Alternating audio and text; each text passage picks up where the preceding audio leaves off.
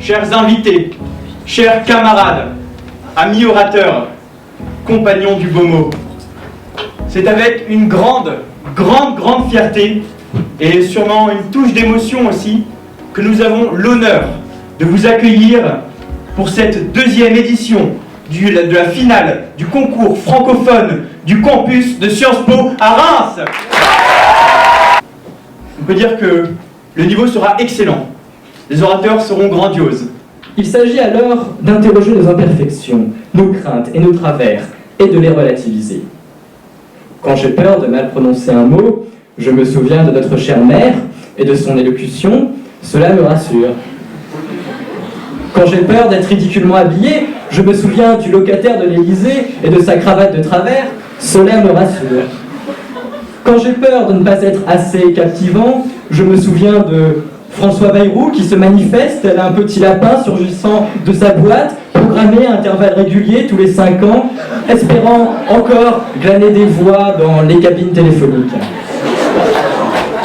Pourtant, même lorsque ma piété était inébranlable, même lorsque ma dévotion n'avait d'égal que celle de l'ami noir de Nadine Morano, mon comportement se faisait parfois subversif. Aussi, je pose la question sans complexe et sans détour. Si Judas se présentait face à Jésus à l'élection présidentielle demain, lequel des deux pourrait mettre en avant ses relations privilégiées avec l'Empire romain et lequel serait taxé d'idéaliste? La vérité est que nous en sommes là. Les prophètes n'ont plus le monopole de l'espoir. Ils ont été rendus obsolètes par ceux qui mobilisent les masses, les hommes d'État, bien qu'ils puissent aussi être issus des élites dans le cas des hommes d'ENA. Eliapha est à la fois écrivain, essayiste, chroniqueur, compilateur, pamphlétaire, prosateur, versificateur, membre de Twitter. C'est un troubadour existentialiste, ménestrel, polémiste.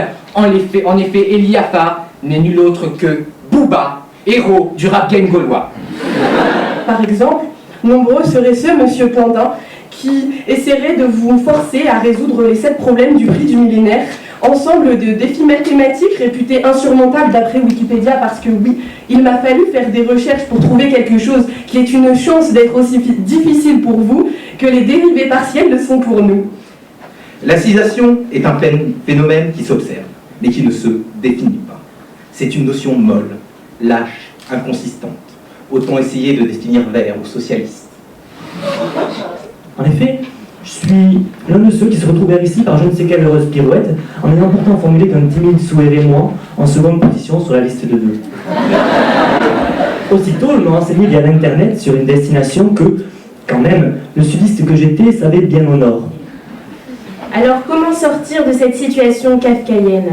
Oui, le besoin se ressent de pimenter cette existence fade. Et quoi de plus aphrodisiaque que la saveur de la mort? Un goût de risque, un parfum d'extrême. Adrénaline, on dirait le nom d'une femme.